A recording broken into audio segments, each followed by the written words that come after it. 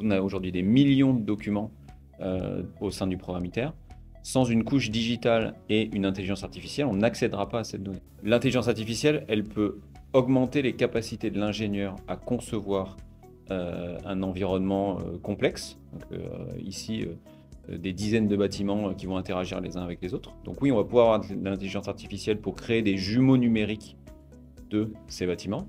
Mais à terme, on va dire que c'est un produit qui va durer aussi un certain nombre d'années. Donc on va se projeter dès le début sur les phases de maintenance de ces bâtiments-là. Nous sommes implantés avec des équipes directement sur site, donc près de 45 collaborateurs travaillent tous les jours au niveau du contrat d'exploitation et de maintenance des bâtiments du site, qui est un des plus importants contrats de maintenance avec ITER Organisation. Pour une génération comme la mienne, de jeunes ingénieurs qui arrivent et qui essaient de croire en l'avenir, participer à un tel projet unique au monde, c'est un vrai privilège et je suis fier d'y travailler. On fait des diagnostics qui permettent de mesurer les taux d'impureté qu'il y a dans le plasma pour avoir des plasmas plus efficaces.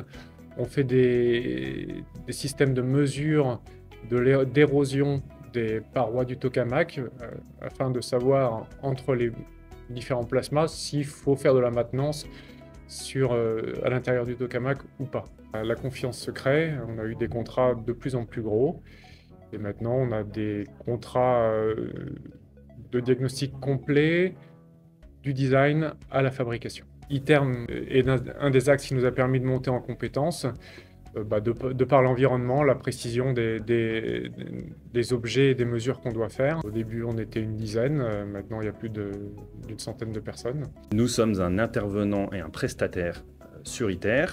Nous intervenons sur des activités de métrologie, de contrôle qualité avec ce laser à main, et également de dimensionnement et de positionnement de l'ensemble du tokamak. Nous, on se positionne plutôt en début de chaîne parce on réalise la matière, on la forge, ensuite on l'usine, on la préforme, on l'usine.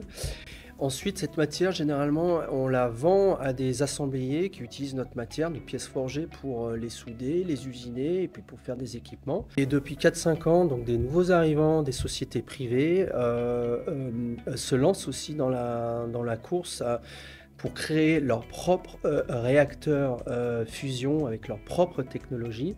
Et ça donne une dynamique au niveau du marché extrêmement importante. Ça nous donne à nous, fournisseurs de matières premières, des opportunités vraiment très très intéressantes. C'est l'occasion ici à Marseille d'être au cœur des innovations, au cœur des discussions des enjeux industriels pour la fusion, mais également mettre ces innovations au service du reste des industries.